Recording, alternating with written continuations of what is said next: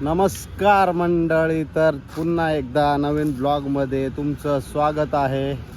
आपण आहोत आता पोलादपूरमध्ये आणि पोलादपूरमध्ये म्हटल्यावर कोकणात. आणि तुम्हाला सांगायचं एक आहे की माझ्या आईचं म्हणजे माझी मम्मी तिथं निधन झालं होतं 11/2/2025मध्ये आणि आता आहे 2026 आणि आज आहे तिची पहिलं पुण्यस्मरण. म्हणजे आम्ही ठरवलं आहे की आम्हाला तिची इच्छा अशी होती की तिथं जे गरीब लोक आहेत म्हणजे वृद्धाश्रम आहे त्या वृद्धाश्रमामध्ये जेवण वगैरे म्हणजे भोजन दान म्हटलं म्हणा किंवा माझ्या वडिलांचं निधन झाल्यानंतर किंवा अजून खूप काही गोष्टी आहेत. तर तिची इच्छा होती तिथे जाऊन त्या सगळ्या गोष्टी आपल्याला करायच्या आहेत आणि म्हटलं की जेवण वगैरे आपल्याला द्यावं लागेल. तर आपण आणि तिची इच्छा होती त्यानुसारच आपण हे सगळं करतो आहे. तर तिची इच्छा हीच होती की त्या गोरगरिबांना 2 घास सुखाचे मिळावे आणि आपण तेच करायला चाललो आहे. तर बघूया पुढे तिथं जाऊनच की काय काय रेडी केलं आहे त्यांनी. आपण सगळं सामान नेऊन दिलं होतं त्या सामानाच्या ह्याच्याने त्यांनी सगळं रेडी केलेलं आहे. आता आपण थोड्या वेळात पोचू तिकडे आणि मग तुम्हाला दाखवतो की तिकडे कसं आहे ते आणि कसे कसे लोक तिकडे राहतात. जी कोण आहेत ते आपले इकडचे आहेत, जास्त लांबचे कोणी नाही आहेत. ज्याच्याकडे आई आहे तर कोणाकडं वडील नाही आहेत. आणि आईवडिलांनासुद्धा त्यांनी वृद्धाश्रमात टाकलं आहे सांभाळण्यासाठी. का तर त्यांना कामाधंद्यासाठी बाहेर जावं लागतं, ह्यासाठी त्यांनी तिकडे टाकलं आहे. तर आता बघूया तिकडे गेल्यानंतरच माहीत पडेल आपल्याला सगळं काही. भेटू. आपण आता एक छोटीशी पूजा करून घेतो आणि मग निघायचा प्लॅनिंग आहे. तर आपण निघूया, तिकडे जायचं आहे, पोचायचं आपल्याला. तर एक छोटीशी पूजा घेऊ आणि बुद्धं नमामि धम्मं नमामि संघं नमामि अहं वन्दामि सर्वदा. नमो तस्स भगवतो अरहतो सम्मा सम्बुद्धस्स. नमो तस्स भगवतो अरहतो सम्मा सम्बुद्धस्स. नमो तस्स भगवतो अरहतो सम्मा सम्बुद्धस्स. बुद्धं शरणं गच्छामि धम्मं शरणं गच्छामि संघं शरणं गच्छामि. द्वितीयंपि बुद्धं शरणं गच्छामि. द्वितीयंपि धम्मं शरणं गच्छामि. द्वितीयंपि संघं शरणं गच्छामि. तृतीयंपि बुद्धं शरणं गच्छामि.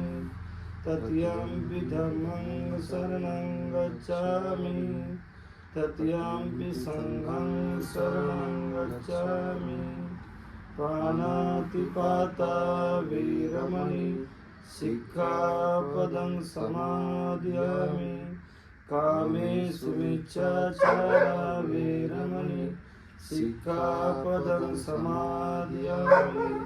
मुसावादा वीरमणि सिक्खापदं समादयामि. सुरामेरयमज्जपमादठाना वीरमणि सिक्खापदं समादयामि. साधु साधु साधु. वनगन्धं गुणोपेतं गीतं कुसुमसन्तति पूजयामि मुनिन्दस्य शिरपादसरोवे. पूजयामि बुद्धं कुसुमिनेन पूयनमित्तेन लभामि मोक्षं. पुष्पमिलयति यथा इदं कायो तथा याति विनाशभाव. घनसारपदीपेन दीपेन तमदंसिनाति लोकदुष्पं. पूजयामि तमुदं सुगन्धिकाय वदनं अनन्तगुणगन्धेन सुगन्धेन गन्धेन पूजयामि तथागता. बुद्धधम्मच संग सुगतनो धातु धातु गर्भे. लंकाय जम्बुद्वीपेति दश पूर्वरे नागलोके चतुर्भे. सविबुद्ध सविम्बे सकल दिशे केश लोमादिधातु. सविबुद्धं तस्लदुर्जं बोधिचैत्या नमामि. वंदामि चेत्य सब ठाने सुपठित सारी धातु बोधि महाबोधि बुद्ध रूपं सकलं सदा इमाय धम्मानुधम पटिपत्य बुद्धं पूजयामि इमाय धम्मानुधम पटिपत्य धम्मं पूजयामि इमाय धम्मानुधम पटिपत्य संगं पूजयामि राज्य इमाय पटिपत्य जाति जरा परिमज्ज स्वामी इमेन पुत्र कामे नमामि बाल समागम संतो समागम ओम याव निबान संतिया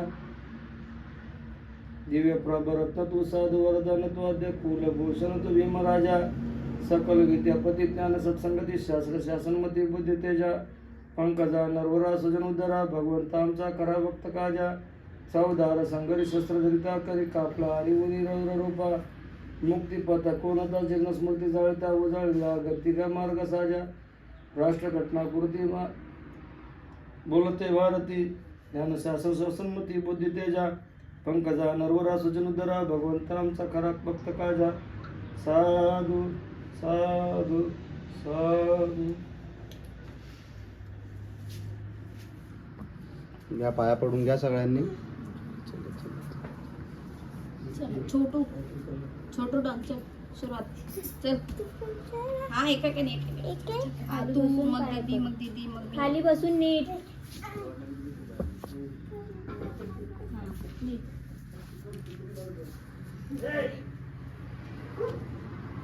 नीट हलायचं नाही सरळ नीट पाय पड.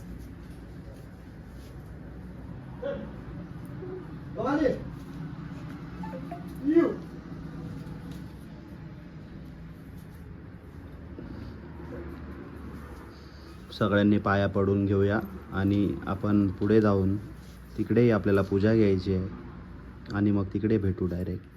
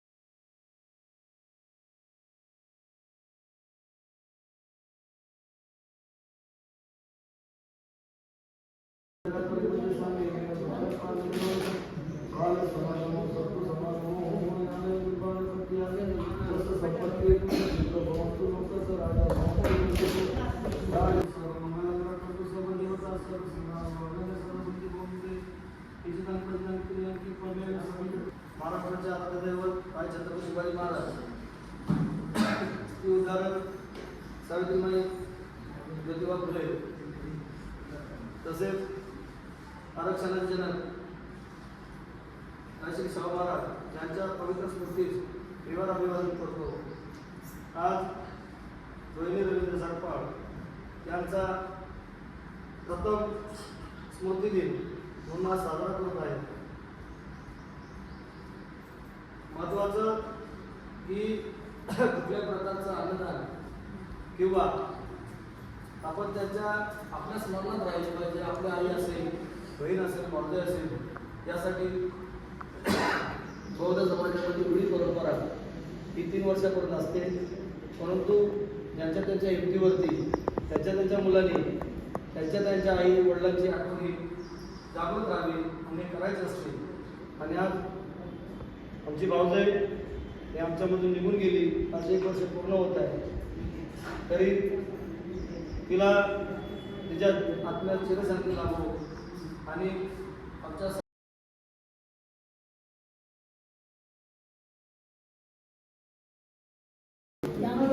आम्हाला आमच्या हॉस्टेलची आठवण झाली, कारण आम्ही जेव्हा हॉस्टेलला होतो त्यावेळेस अशाच प्रकारचं आम्हाला जेवण दिलं जायचं. बाहेरून लोक यायचे आणि जेवण द्यायचे.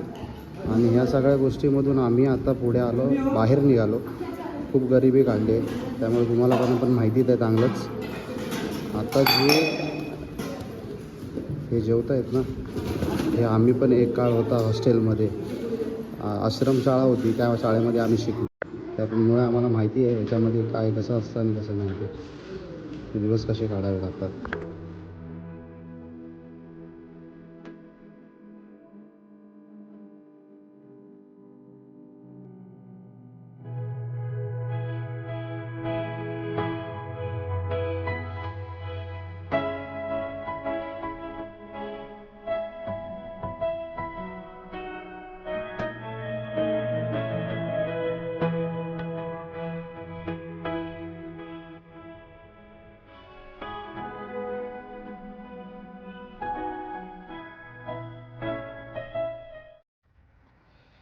तर आपण आलेलो आहे घरी, कारण आपला झालेला आहे तिकडचा कार्यक्रम. तुम्हाला दाखवलं आणि तुम्ही बघितला असाल. जर बघितला असाल आणि चॅनलवर आपल्या नवीन असाल तर चॅनलला सबस्क्राईब करा आणि लाईक करा, कमेंट करा. आवडला असेल तर मजा घ्या. ब्लॉग बघून मी तुम्हाला दाखवण्याचा प्रयत्न करतो. तर भेटू नेक्स्ट ब्लॉगमध्ये. आत्तापुरती एवढंच. Bye bye.